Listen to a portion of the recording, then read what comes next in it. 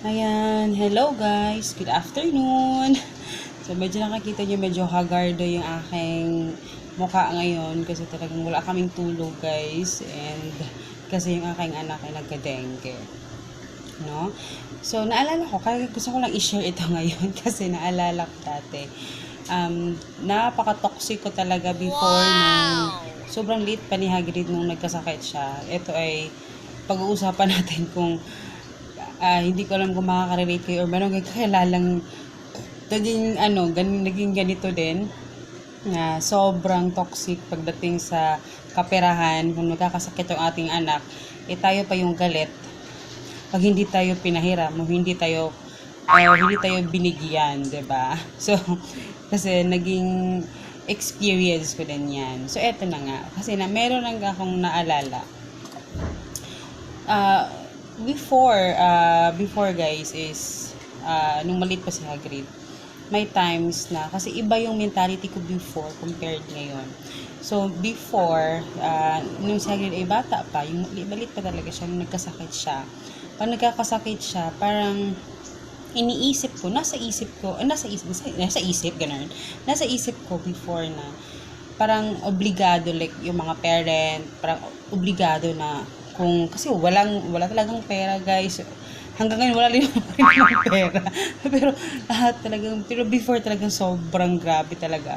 And parang feeling ko obligado pag nagkasakit, pag isa sa amin may nagkasakit or kailangan pumunta sa hospital or magpa-check up, parang feeling ko dati na parang obligado yung parent na magbigay sa amin pag anytime na manghingi kami or anytime na kailangan namin ng pera, kailangan nila kaming bigyan, hindi sila pwedeng humindi, o 'di ba, or tumanggi.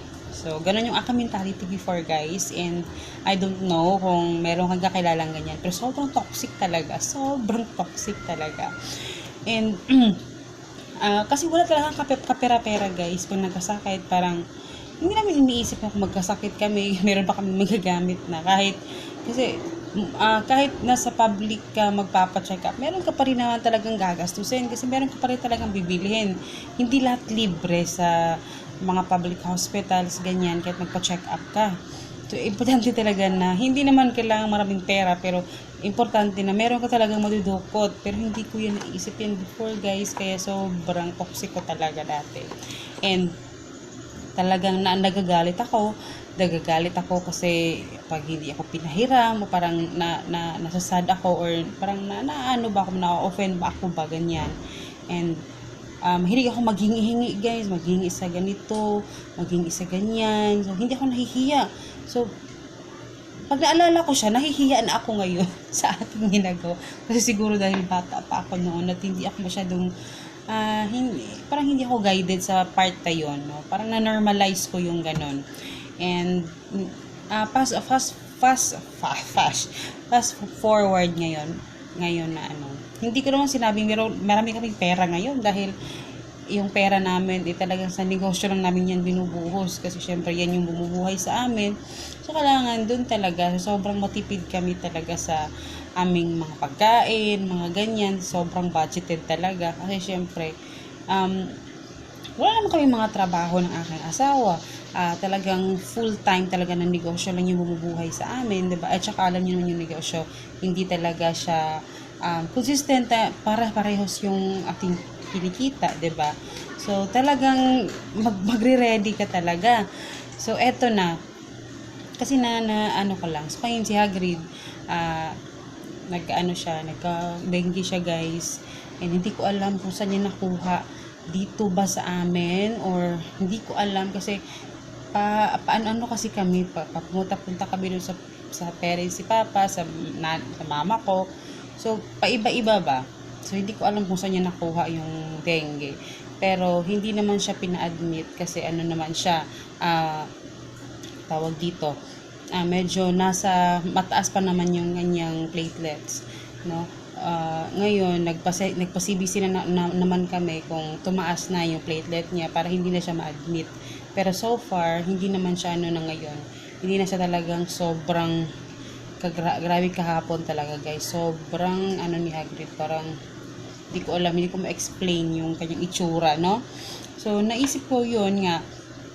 And, kasi naalala ko kasi yung mga past ko, nung mga nakaraan ko, na ganun pala ako ka-toxic before.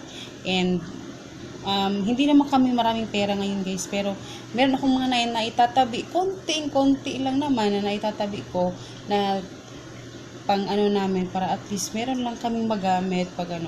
Masarap kasi sa feeling yung ano guys, na lalo na kung meron na kayong sariling pamilya dyan, masarap yung feeling na hindi tayo nakakaabala sa iba pag willing naman tayong tumanggap ng tulong, like for example, like sa kapatid ni Papa, magbibigay siya ng mga gamot, ganyan, or something, mga kailangan inumin niya, ganyan.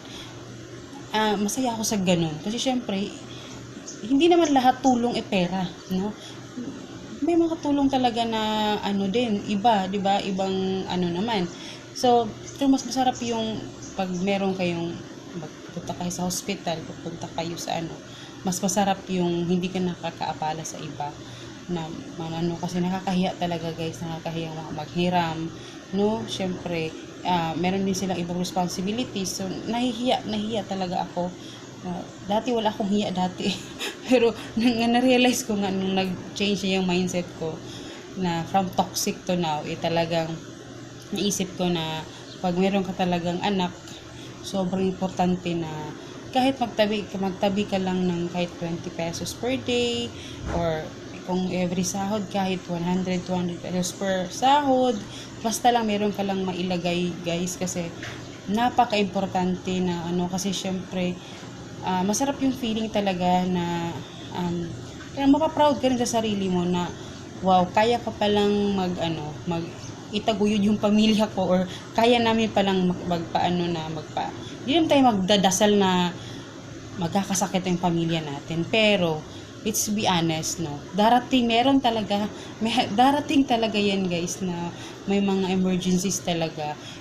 Pero ayun, mag-start na lang tayo sa konti-unti, na 20-20, ganyan, araw-araw, 'di ba? Nakakaya nga natin bumili ng junk food ng 50 pesos every day, 'di ba?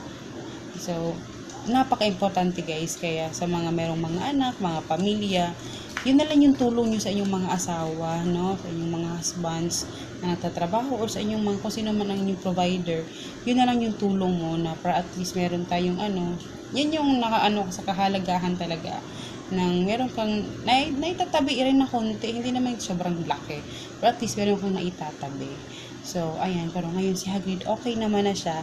So, na-share ko lang sa inyo yung aking experience sa aking pagiging toxic before, na sana ay, kung ganyan yung ugali ninyo, ay nakabaguhin nyo na guys, kasi talagang nakakahiya yan guys. Sobrang nakakahiya. So, ayun, medyo haggard talaga yung face ko guys, so parang nagka-eye bag na nga ako. Kasi, kahapon, alas 3 na kami nakauwi ng bahay talaga. Sobrang, kasi nga matagal kami natapos sa kanya. And sobrang nakakapagod. Ngayon, nantok pa nga ako. Pero nag-share lang ako dito kasi na-realize ko lang yung mga pagkakamali ko before, na sana ay huwag kayong gumaya sa akin. Talagang sobrang nakakahiya guys. So, yun lang. Salamat sa pakikinig. And see you in my next video. Bye! So, ayan si Hagrid natutulog. Hindi ko na siya pina-change ng damit, kasi hindi ko alam kung ano yung result ng CBC niya today, kasi ginuha pa ni Papa. So, hindi ko pa alam kung mababa ba or tumaas na yung kanyang, sana naman, hopeful ako na sana tumaas na yung platelet niya.